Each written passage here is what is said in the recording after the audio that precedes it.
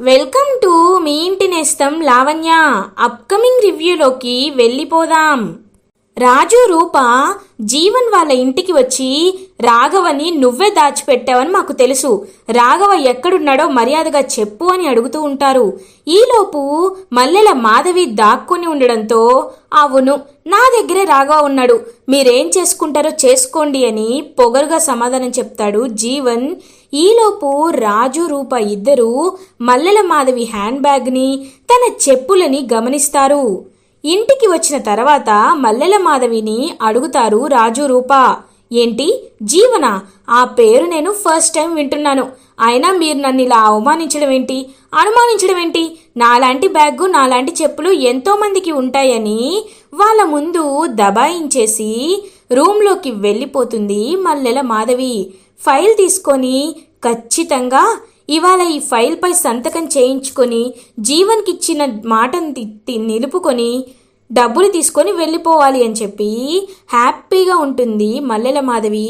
అదే టైంకి జీవన్ మల్లెల మాధవికి కాల్ చేస్తాడు. హలో మాధవి, ఎక్కడ ఉన్నావు? ఆ పనిలోనే ఉన్నావా? సంతకం చేపిస్తున్నావా అని అడుగుతాడు జీవన్. ఇదంతా డోర్ దగ్గర నుండి వింటూ ఉంటారు రూప అండ్ రాజు.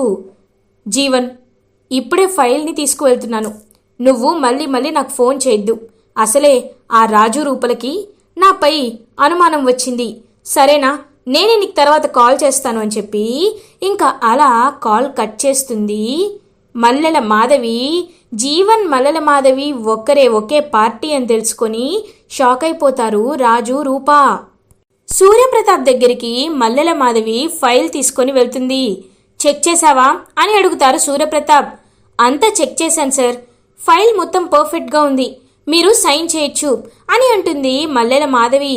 అప్పుడే రాజు రూప ఇద్దరు ఇంకా పరిగెత్తుకుంటూ హాల్లోకి వస్తారు. సూర్యప్రతాప్ సంతకం చేసేలోపు నాన్న ఆగండి అని అంటుంది రూప.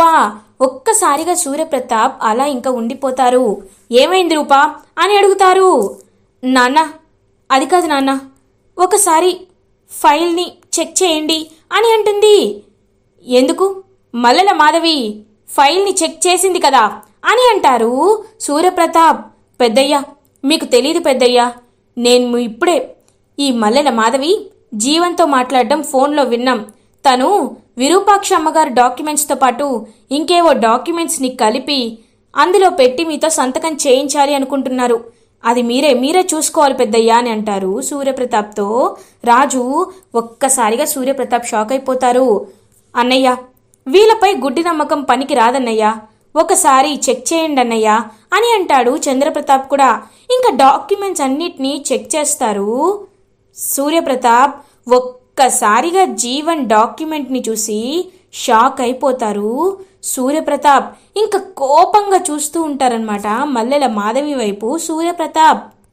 ఏంటిది అని గట్టిగా అరుస్తారు సూర్యప్రతాప్. సార్, ఇది ఎలా వచ్చిందో నాకు తెలీదు సార్ అని దబాయించేస్తుంది మళ్ళీ Mallela Madhavi. Shut up, just shut up. నేను పిచ్చివాళ్ళ కనిపిస్తున్నానా నీకు? ఆ జీవంతో చేతులు కలిపి నన్నే మోసం చేయాలనుకుంటావా? నీలాంటి వాళ్ళు బయట తిరగడానికి అస్సలు అర్హత లేని వాళ్ళు. చంద్ర, ఇప్పుడే పోలీసులకు ఫోన్ చేసి తనని అరెస్ట్ చేయించు అని అంటారు సూర్యప్రతాప్. వెంటనే మల్లెల మాధవి సూర్యప్రతాప్ కాలు పట్టుకుంటుంది. సార్, ప్లీజ్ సార్, నా జీవితాన్ని నాశనం చేయకండి సార్. ఆ జీవన్ డబ్బులు ఇస్తాడంటే ఆశపడి నా కొడుకుని చదివించుకోవడానికి ఇలా చేశాను, కానీ నాది అలాంటి మనసు కాదు సార్, కేవలం డబ్బు కోసమే చేశాను సార్, నన్ను క్షమించండి సార్ అని అంటుంది మల్లెల మాధవి. ఏయ్, నీ దొంగ కన్నీళ్ళు ఎవరు నమ్ముతారనుకుంటున్నావు? ఒక్కసారి పగబడితే ఏదైనా స్నేకే దాని సహజ గుణాన్ని ఎప్పటికీ మార్చుకోలేవు. నువ్వు విష జంతువు కంటే చాలా ప్రమాదకరమైన దానివి. చంద్ర, ఏంటి ఇంకా చూస్తున్నావు? తన్ని అరెస్ట్ చేయించు అని అంటారు. ఇంక వెంటనే రాజు రూప, నాన్న ఒక్క నిమిషం నాన్న, తనని అరెస్ట్ చేయించడం కంటే చేపించకపోతేనే మనకి లాభం నాన్న అని అంటుంది. ఏం మాట్లాడుతున్నావు రూపా అని అంటారు సూర్యప్రతాప్. నాన్న, ఇప్పుడు తనని అరెస్ట్ చేపిస్తే జీవన్ ఇంకొకరిని తీసుకొస్తాడు, కాబట్టి ఇది ఆగాలి అంటే తనని అడ్డు పెట్టుకునే జీవన్ని దెబ్బ కొట్టాలి. తర్వాత జీవన్ అప్పుడు మనం ఏం చెప్పినా చేసేటట్టు ఉండాలి. అలా నేను చేస్తాను నాన్న, నాకు వదిలేయండి అని చెప్పి ఇంకా మల్లెల మాధవిని పక్కకి తీసుకువెళ్ళి కిడ్నాప్ చేసి పెడతారు రాజు అండ్ రూప. ఏం చేస్తున్నారు అని అడుగుతుంది. ఏయ్, సైలెంట్గా ఉండు. నీ గురించి మాకంతా తెలిసిపోయింది కాబట్టి రాఘవ దొరికేంత వరకు నువ్వు ఇక్కడే ఉంటావు. మేము ఎలా చెప్తే అలా ఆడుతావు, ఎలా చెప్తే అలా జీవంతో మాట్లాడతావు, ఇది గుర్తుపెట్టుకో అని చెప్పి ఇంకా రూప వార్నింగ్ ఇచ్చి అక్కడి నుండి వెళ్ళిపోతుంది.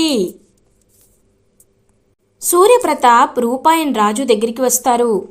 రూపా, రాజు, ఇన్నాళ్ళు మిమ్మల్ని నేను చాలా అపార్థం చేసుకున్నాను. నువ్వు తగినవాడివి కాదని, రూపను నువ్వు మాయ చేశావని అనుకున్నాను. మీరిద్దరూ సంతోషంగా ఉండాలి అనుకున్నా నేనే మిమ్మల్ని విడతీసినట్లు నాకు మనసులో చాలా పశ్చాత్తాపంగా ఉంది అని అంటారు సూర్యప్రతాప్. అయ్యో పెద్దయ్యా, ఇందులో మీరు చేసిన తప్పేముంది పెద్దయ్యా. అయినా ఒకప్పుడు మందారం విషయంలో నేనే అమ్మాయి గారిని అపార్థం చేసుకున్నాను. కానీ ఇప్పుడు మా మధ్య ఎలాంటి అపార్థాలు లేవు అని అంటారు రాజు. ఇంకా సూర్యప్రతాప్ చాలా హ్యాపీగా ఫీల్ అయ్యి ఇద్దరి భుజంపై ఇంకా చేతులు వేసి కిందకి తీసుకువస్తారు. అలా ఇంకా వాళ్ళని చూస్తూ విజయాంబిక, దీపక్ మాత్రం చాలా కోపంగా ఫీల్ అవుతారు. ఛ, ఇదంతా మనం చూడాల్సి వస్తుందేంట్రా అని అంటుంది విజయాంబిక. అవును మమ్మీ, వీళ్ళందరూ సంతోషంగా ఉంటుంటే ఎలా చూడాలనిపిస్తుందో ఛ అని అక్కడి నుండి వెళ్ళిపోతాడు దీపక్. ఇంకా అలా సూర్యప్రతాప్, చూడు రాజు, ఇవాటి నుండి నా పిఏ నువ్వే. ఒకప్పుడు ఎలా అయితే అన్ని పనులు చేసుకున్నావో ఇప్పుడు కూడా అన్ని పనులు అలాగే చేసేసే అని చెప్పి ఇంకా సూర్యప్రతాప్ చెప్పి అక్కడి నుండి వెళ్ళిపోతూ ఉంటారు. అప్పుడే కరెక్ట్గా ఇంకా విరూపాక్షి కూడా అలా ఇంకా కార్యాలయానికి రీచ్ అవుతుంది. ఇంకా సూర్యప్రతాప్ దగ్గరికి వస్తుంది విరూపాక్షి. సూర్య, ఇప్పుడు నీ చేతికి ఎలా ఉంది అని అడుగుతుంది. నీ కబుర్లు చెప్పడానికి, నువ్వు సలహాలు ఇస్తే తీసుకోవడానికి నేను ఇక్కడికి రాలేదు. ఇప్పుడు పార్టీ పనిపై రాజకీయ పరంగా వచ్చాను. అయినా నువ్వు నాకు దూరంగా ఉండు అని చెప్పి ఇంక పక్కకి వెళ్ళిపోతారనమాట సూర్యప్రతాప్. పాపం బాధపడుతూ ఉంటుంది విరూపాక్షి.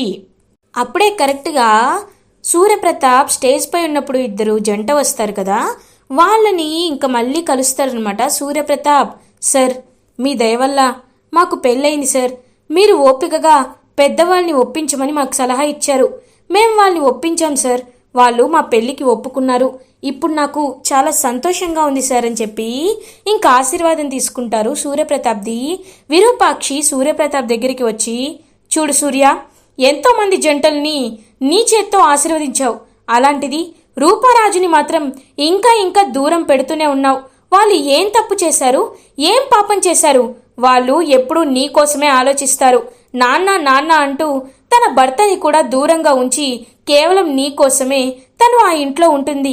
అంత గొప్ప కూతురు ఉన్నందుకు నువ్వు గర్వపడాలి. కానీ ఇంకా రూపారాజులని దూరం పెడుతున్నావు చూడు, అస్సలు బాలేదు సూర్య. నీకు కోపం ఉంటే నాపై చూపించు, అంతేకాని మన రూపపై చూపించద్దు అని చెప్పి అక్కడి నుండి వెళ్ళిపోతుంది విరూపాక్షి. ఇంకా ఆలోచనలో పడతారనమాట సూర్యప్రతాప్. సూర్యప్రతాప్ ఇంటికి రీచ్ అవుతారు. చంద్ర, చంద్ర అని పిలుస్తారు. అన్నయ్య, ఏంటన్నయ్య అని అడుగుతారు. రాజు, రూపా, రూపా, రాజు అని పిలుస్తారు. ఇంకా రూపా అండ్ రాజు కూడా ఇద్దరు హాల్లోకి వస్తారు. ఏంటి పెద్దయ్యా అని అడుగుతారు రాజు. ఏం లేదు చంద్ర, రేపు టికెట్స్ బుక్ చేయి అని అంటారు. ఎక్కడికన్నయ్యా అని అడుగుతారు. ఊటీకి అని అంటాడు. ఊటీకా? ఇప్పుడు అని అంటారు చంద్రప్రతాప్. వెళ్ళేది నేను కాదు, రూపారాజు అని అంటారు. ఒక్కసారిగా రూపా అండ్ రాజు ఇద్దరు చాలా హ్యాపీగా ఫీల్ అవుతారు. నాన్న అని అంటుంది. అవును రూపా, ఇన్నాళ్ళు మీరు నా కోసమే ఎంతలానో కష్టపడ్డారు. మీరు ఎన్నో అవమానాలు నాకు దూరంగా ఉంటూ నువ్వు ఎంతలా నువ్వు రాజుతో సమయాన్ని కోల్పోయావో నాకు అర్థమవుతుంది. నేను తెలుసో తెలియకో పెళ్లి చేసుకొని తప్పు చేశాను. ఒక నమ్మకం లేని అమ్మాయిని పెళ్లి చేసుకున్నాను. కానీ నీ విషయంలో అలా జరగడం, నా జీవితంలాగే నీ జీవితం మారడం నాకు ఇష్టం ఉండదు. పిల్లల మంచి కంటే, పిల్లలు సంతోషంగా ఉండడం కంటే ఏ తల్లిదండ్రులకి ఏది ఎక్కువ కాదు. నువ్వు సంతోషంగా ఉండాలి, నువ్వు రాజుతో హ్యాపీగా ఉండాలి. నేను కోరుకునేది అదే. కాబట్టి రేపు ఊటీకి టికెట్స్ బుక్ చేపిస్తున్నాను. మీరిద్దరూ సంతోషంగా వెళ్ళి గడిపిరండి అని అంటారు సూర్యప్రతాప్. ఇంకా వెంటనే రూప చాలా హ్యాపీగా ఫీల్ అవుతుంది. థ్యాంక్ యూ నాన్న అని చెప్పి సూర్యప్రతాప్ని పాపం హక్ చేసుకుంటుంది రూప. రూపా, నువ్వు అనుకోవచ్చమ్మా ఎప్పుడు ఎందుకు నాన్న కఠినంగా ఉంటారని.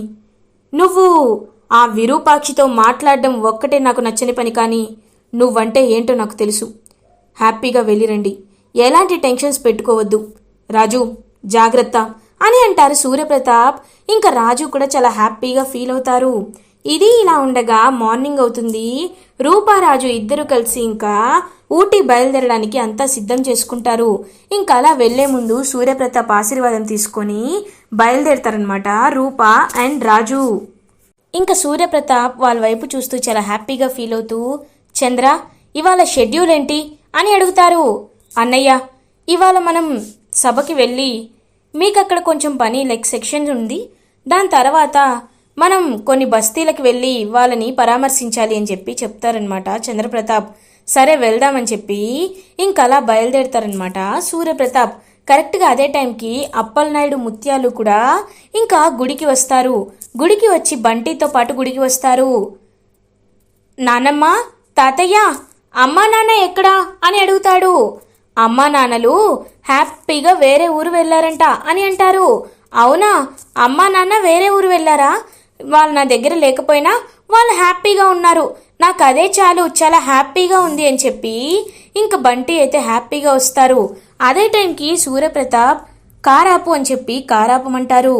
ఏమైందన్నయ్య అని అడుగుతారు. మనం మొదటిసారి సభకు వెళ్తున్నాం, అసెంబ్లీకి వెళ్తున్నాం కాబట్టి దేవుడి దర్శనం చేసుకొని వెళ్దామని చెప్పి ఇంకా అదే గుడికి వెళ్తారు సూర్యప్రతాప్.